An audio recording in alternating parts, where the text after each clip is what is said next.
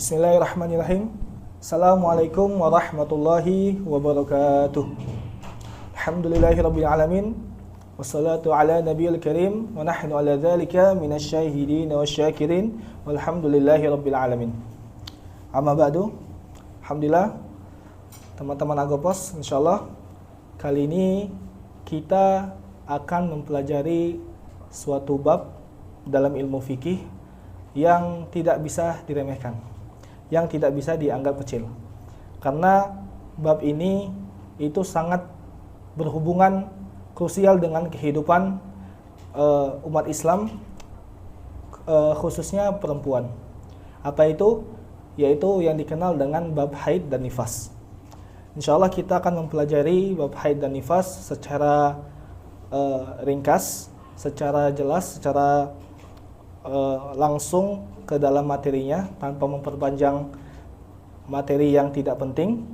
Dan insya Allah kita akan memulai dari mengenal apa itu haid, kemudian kita akan mulai mengenal tentang berapa sih usia minimal haid, kemudian mengenal tentang berapa maksimal dan minimal haid, kemudian kita akan mengakhiri tentang pembahasan tentang nifas. Insya Allah kita akan bahas satu persatu di dalam YouTube Agopos ini. Jadi saya harapkan sebagai pemateri dalam kajian ini kita bisa istiqomah ya dalam mengikuti kajian ini. Karena bab haid ini tidak bisa dipahami secara sekali duduk ya, secara sekali dengar gitu. Jadi memang betul harus fokus, harus pakai catatan gitu. Jadi saya harapkan teman-teman sekalian membawa catatannya dan juga bisa nanti mendengarkan ulang jika ada yang kurang dipahami. Insya Allah kita akan mulai langsung ke pembahasannya. Yang pertama yang akan kita pelajari, yang akan kita kenali, yang pertama adalah muqaddimah tentang haid. Muqaddimah tentang haid. Yang pertama tentang pengertiannya. Pengertiannya apa sih pengertian haid itu? Haid secara bahasa Arab itu berasal dari kata sayalan. As-sayalan artinya apa? Artinya mengalir. Sedangkan secara syariat menurut fikih, secara istilah fikih, apa itu haid? Haid adalah damu jibillatin yakhruju min aqsa rahimil mar'ati ala sabili sihhati fi awqati makhsusah. Artinya darah normal yang keluar dari pangkal rahimnya perempuan yang sehat pada waktu tertentu. Jadi ini pengertiannya, darah normal yang keluar dari pangkal rahimnya perempuan yang sehat pada waktu tertentu. Nah, dari pengertian ini kita akan membahas satu persatu bagian-bagian perkataannya, karena dari bagian perkataannya kita bisa mengambil membedakan mana yang haid, mana yang bukan haid. Karena sangat penting ya, karena kebanyakan perempuan, umat Islam khususnya itu menganggap kalau semua darah yang keluar dari perempuan gitu kan, yang kecuali darah melahirkan, itu semuanya disebut darah haid. Padahal belum tentu semua darah yang keluar dari perempuan itu disebut darah haid, walaupun para dokter itu mengatakan itu darah menstruasi. Karena belum tentu menstruasi dalam istilah kedokteran itu sama dengan darah haid dalam istilah fikih. Jadi dari segi pengertian ini kita bisa membedakan mana yang haid, mana yang bukan. Nah, yang pertama dari pengertian damu jibillah. Damu jibillah artinya darah yang normal. Apa maksudnya darah yang normal? Maksudnya darah yang keluar karena proses alami perempuan. Jadi darah haid itu keluar karena emang itu natural dari perempuan, karena itu memang tabiatnya sistem tubuh dari perempuan begitu. Jadi dari damu jibillah dan juga nanti dari pengertian alas sihah, artinya dalam waktu yang sehat, dalam sehat. Nah, ini mengeluarkan yang disebut dengan darah istihadah. Nah, darah istihadah ini disebut dengan darah penyakit. Nah, darah penyakit, darah istihadah ini beda dengan darah haid. Hukumnya berbeda. Nah, Jadi darah dam mujibillah itu artinya darah normal. Jadi keluar dari itu yang berarti darah istihadah bukan termasuk darah haid.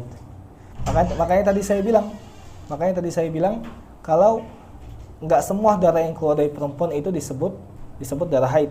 Ada juga nanti darah istihadah. Itu kan ada juga nanti darah yang karena melahirkan, ada juga nanti darah nifas. Jadi berbeda-beda. Nah, kemudian dari pengertian tadi min aqsa rahimil mar'ah. Dari pangkal rahimnya perempuan. Pangkal rahimnya perempuan. Nah, ini keluar juga dari pengertian ini darah istihadah. Kenapa? Karena darah istihadah itu keluar dari bukan pangkal rahimnya, tapi dari bawah rahimnya perempuan. Adana rahimil mar'ah. Dari bawah rahimnya perempuan. Dan juga keluar dari ta'rif ini darah nifas. Darah nifas. Karena darah nifas itu bukan sebabnya itu keluar dari aqsa rahimil mar'ah, karena darah nifas itu keluar gara-gara melahirkan. Gara-gara setelah melahirkan. Nah, ala sabil sihah, dalam keadaan yang sehat. Ini tadi sudah saya jelaskan, kalau maksudnya darah haid itu menandakan kalau darah yang keluar itu darah yang membuktikan ataupun menjelaskan kalau perempuan itu dalam keadaan yang sehat. Nah, karena kalau nanti kita kenal nanti darah penyakit atau darah istihadah itu keluar karena sebab memang perempuan itu sedang ada penyakit. Jadi kalau darah haid itu menandakan perempuan itu sehat, kalau darah istihadah nanti menandakan kalau perempuan itu dalam keadaan sakit. Kemudian fi awqatin makhsusah, dalam waktu yang tertentu. Maksudnya apa? Haid ini memiliki batas maksimal dan batas minimal. Dan juga ada usia minimal perempuan bisa haid, dan juga nanti ada pembahasan tentang maksimal usia perempuan bisa haid. Nah, di sini makanya saya bilang tadi haid itu darah yang tidak bisa disebut semua darah yang keluar dari perempuan. Artinya darah haid itu berbeda dengan darah istihadah dan juga darah nifas. Jadi kita harus bisa membedakan, dan disinilah emang tujuannya. Memang tujuannya kita belajar di sini itu untuk membedakan mana yang disebut darah haid, mana yang disebut nanti darah nifas, dan juga darah penyakit atau darah istihadah. Nah, kita sudah selesai membahas tentang pengertian haid. Nah, kita masuk ke pembahasan kedua, yaitu tentang apa sih hukum mempelajari ilmu tentang haid ini. Ilmu fikih tentang bab haid ini, apa sih hukum mempelajarinya? Karena kita tahu sendiri kalau haid itu hanya dialami oleh perempuan kan. Jadi apakah laki-laki juga wajib mempelajarinya, atau hukumnya cuma sunnah, atau perempuan sendiri itu hukumnya sunnah atau wajib? Nah, ini akan kita pelajari. Nah, hukum belajar mengenai haid bagi perempuan adalah fardu ain. Apa artinya fardu ain? Artinya wajib bagi setiap perempuan yang sudah balik, yang dia itu berakal, atau kita sebut juga dalam istilah fikih mukallaf. Mukallaf artinya dia terbebani dengan beban syariat. Beban syariat. Jadi orang perempuan yang sudah balik, kemudian dia juga berakal. Nah, itu wajib. Dia juga Islam gitu ya, pasti juga muslimah. Nah, dia wajib mempelajari ilmu haid satu persatu, wajib. Jadi yang wajib itu bukan cuma satu orang dari satu keluarga, bukan, atau satu orang dari satu daerah, bukan. Yang wajib adalah setiap perempuan wajib mempelajari ilmu haid. Nah, kenapa wajib? Kenapa wajib setiap perempuan itu memahami masalah haid? Karena memang masalah haid itu langsung bersentuhan dengan kehidupan perempuan itu sendiri, beda sama laki-laki. Karena yang mengalami haid itu cuma perempuan.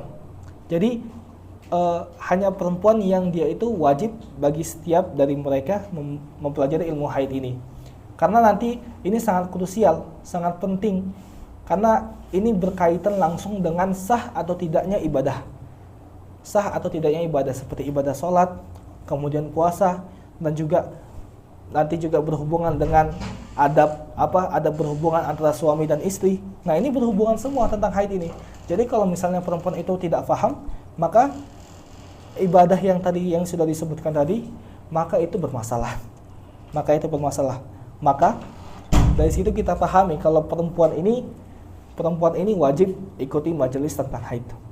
Bahkan kalau dia sudah bersuami, kalau dia sudah bersuami, dia wajib menyisihkan waktu pergi ke majelis ilmu untuk mempelajarinya. Padahal kalau misalnya perempuan sudah bersuami, maka kewajibannya itu melayani suami dan juga urusan rumah tangganya. Tapi kalau dia belum mempelajari tentang ilmu haid, dia belum paham tentang ilmu haid, maka dia wajib keluar menyisihkan waktu untuk pergi ke majelis ilmu dan mempelajari ilmu haid. Bahkan suaminya tidak boleh melarang istrinya itu untuk pergi keluar, kecuali kalau misalnya memang suaminya sudah paham, sudah alim tentang ilmu haid ini, jadi dia langsung bisa mengajari ilmu haid ini. Begitu. Nah, itu tadi hukum bagi perempuan. Nah, sedangkan bagi laki-laki gimana? Nah, bagi laki-laki hukum mempelajari ilmu haid adalah fardu kifayah. Fardu kifayah. Apa artinya fardu kifayah? Artinya yang wajib mempelajari dan juga memahami ilmu tentang haid ini, itu yang diwajibkan minimal hanya satu orang dari satu daerah. Nah, jadi apa tujuannya? Apa tujuannya yang wajib itu cuma satu orang dari satu daerah? Karena memang laki-laki diperlukan dalam urusan nanti berfatwa tentang ilmu haid. Kalau misalnya ada pertanyaan keluar dari kaum perempuan ataupun kaum laki-laki. Nah, jadi hukum mempelajari tentang ilmu haid itu hukumnya fardu kifayah. Nah, itu tentang laki-laki dan juga perempuan. Nah, sedangkan untuk anak-anak baik dia itu laki-laki ataupun perempuan.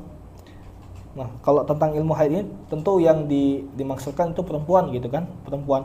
Nah, orang tua itu wajib mengajari atau membiayai anak-anaknya yang telah mencapai usia 7 tahun dan dia itu mumayyiz. Apa itu mumayyiz? Mumayyiz artinya dia itu sudah bisa makan, sudah bisa minum, sudah bisa istinja dengan dirinya sendiri. Nah, itu maksudnya mumayyiz.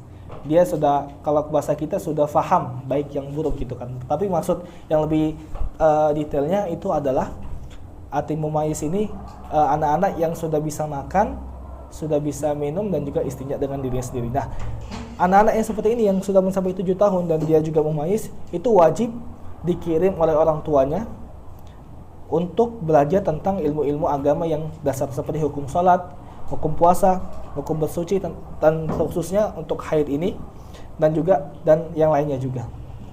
Nah, jadi itu untuk anak-anak. Jadi bisa kita pahami kalau ilmu fikih khususnya tentang toharoh, tentang bersuci, dan khususnya lagi tentang haid, nah itu hukumnya paling minimal wajib. Wajib kifayah ataupun fardu kifayah untuk laki-laki dan juga fardu ain untuk perempuan. Jadi teman-teman sekalian, kita sudah mengetahui ya tentang pengertian haid dan juga hukum mempelajarinya.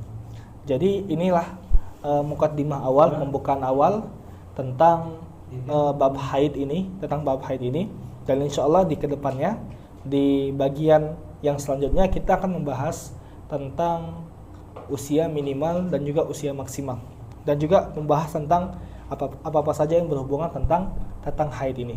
Kita akan bahas satu persatu dengan jelas insyaallah, dengan contoh-contoh yang memperjelas, yang mempermudah dalam memahaminya, dan semoga teman-teman sekalian bisa istiqomah untuk mengikuti kajian haid ini. Itu saja dari saya di bagian bab haid ini. Mohon maaf apabila ada kekurangan. Assalamualaikum warahmatullahi wabarakatuh.